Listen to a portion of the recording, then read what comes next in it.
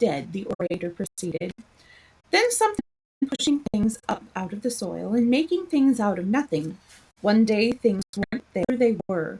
I had never watched things before, and it made me feel very curious. Scientifically curious, and I am going to be scientific. I kept saying to myself, what is it?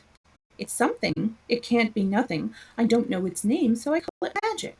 I have no eyes that Mary and Dickon have, and from what they tell me, I am sure that is magic too. He it up and draws it. Sometimes, since I've been in the garden, I've looked up through the tree eye, and I have had a strange feeling of being happy, as if something were pushing and drawing in my chest and making it fast. Magic is always pushing and drawing and making things out of nothing. Made out of magic, leaves and trees, flowers and birds, badgers and foxes and squirrels and people must be all around us. In this garden, in all the places. The magic in this garden stand up, and I know it is going to. I am going to live to be a man. I am going to make a scientific experiment of trying to get some and put it in myself and make it push and make me strong. I don't know how to do it, but I think that if you keep thinking about it, perhaps it will come. Perhaps that is the first baby way to get it. When I was in stand the first time, Mary kept saying to herself as fast as she could, you can do it, you can do it. I did. I had to try myself at the same time, of course, but her magic helped me. So did Dickens. Every morning and evening, and as often in the daytime as I can remember, magic is in me. Magic is making me well. I am going to be as strong as Dickens, as strong. And you must all do it too. That is my experiment. Will you help, Ben?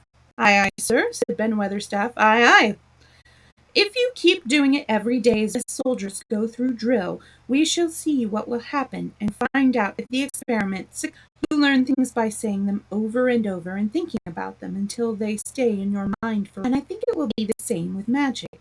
If you keep calling it to come to you and help you, it to get to be part of you, and it will stay and do things. I once heard an officer in India tell my mother that there were fakirs who said words over and over thousands of times. I've heard Jem Fettlesworth's wife say the same thing over thousands, calling Jem a drunkard brute, said Ben Weatherstaff dryly. Some had always come. Sure enough, he gave her a good hiding and went to the Blue Lion and got Lord. Colin drew his brows together and thought a few moments. Then he cheered up. He said, you see, something did come of it. She used the wrong magic until she made him beat. If she had used the right magic and had said something nice, perhaps he wouldn't have got as drunk, and perhaps he might have bought her a new bonnet. Buckled, and there was a shrewd admiration in his little old eyes. A lad as well as a straight-legged one, Master Colin, he said. Next time I see Bess, I'll give her a bit of a hint to that magic will do for her. She'd be if the scientific experiment worked, and so Jem had stood listening to the lecture, his eyes round and shining with curious delight. Nut shell were on his shoulders, and he held a long-eared white rabbit in his arm and stroked it, while it laid its eyes along its back and enjoyed itself. Do you think the work? Colin asked him, wondering what he was thinking. He so often wondered what Dickon was thinking when him looking at him, or at one of his creatures with his happy wide smile. He smiled now, and his smile was wider than usual. Aye, he answered, that it works same as the seeds do, and the sun shines on 'em. It'll work for sure. Shall us begin it now? Colin was delighted, and so was Mary, fired by recollections of fakirs and devotees in illustrations. Colin suggested that they should all sit cross-legged under the tree, which made a canopy. It will be like sitting in a temple, said Colin. I'm rather tired, and I want to sit down. Yes, said Colin. Begin by saying thou art tired. That might spoil the magic. Colin turned oh my goodness. Colin turned and looked at him into his innocent round eyes. That's true, he said slowly. I must only think of the magic. It all was majestic and mysterious when they sat down in their circle. Ben Weatherstaff felt as if he had now been led into appearing at a prayer meeting. Ordinarily he saw being what he called Asian prayer meetings, but This being the Rajah's affair, he did not resent it, and was indeed to be gratified by being called upon to assist. Mistress Mary felt solemnly, and Dickon held his rabbit in his arm, and perhaps he made some charmer's signal no one heard. He sat down cross-legged like the nest. The crow, the fox, the squirrels, and the lamb drew near and made part of the circle, settling each into a place of rest as if they were their own desire. "The creatures have come," said Colin gravely. "They want to help us." Colin really looked quite beautiful, Mary thought. He held his head high as if he felt like a priest, and his strange eyes had a wonderful look in them. The light shone through the tree canopy. "Now we will begin," he said. "Shall we sway backward and forward as if we were dervishes?" "I canna do no swaying back and forward," said Benwell. "Got the rheumatics." "The magic will take them away," said Colin in a high priest tone. "Sway until it has done it. We will only chant." "I canna do no chantin'," said Ben Westwell testily. "They turned me out of the church choir the only time I ever tried it."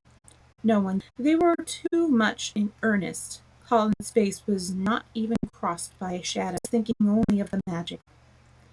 "Then I will chant," he said, and he began looking a strange boy spirit. "The sun is shining, the sun is shining. That is magic. Flowers are growing, the roots are stirring. That is magic. Being alive is being strong is the magic. The magic is in me. The magic is in me. It is in me. It's in every one of us. It's in Ben Weatherstaff's back. Magic. Come and help." He said it a great many times, not 1,000 times, but quite a good. Mary listened entranced. She felt as if it were at once queer and beautiful, and she went on and on. Ben Weatherstaff began to feel soothed into a sort of dream, which was the humming of the bees in the blossoms mingled with the chanting voice, and drowsed into a doze. Dickon sat cross-legged, with his rabbit asleep and his hand resting on the lamb's back. Soot had pushed away a squirrel and huddled close to his shoulder. The grey film dropped over his eyes. At last Colin stopped. "Now I am going to walk round the garden," he announced. Ben Weatherstaff's head had just turned, and he lifted it with a jerk. "You have been asleep," said Colin. "Not of the sort, Ben. The sermon was good enow, but I'm bound to get out afore the cusses." He was quite awake yet. "You're not in church," said Colin. "Not me," said Ben himself. "Who said I were? I heard every bit of it. You said the magic was in my back. The magic's." The Rajah waved his hand. "That was the wrong magic," he said. "You will have my permission to go to your work, but come back tomorrow." "I like to see thee walk round," said Ben.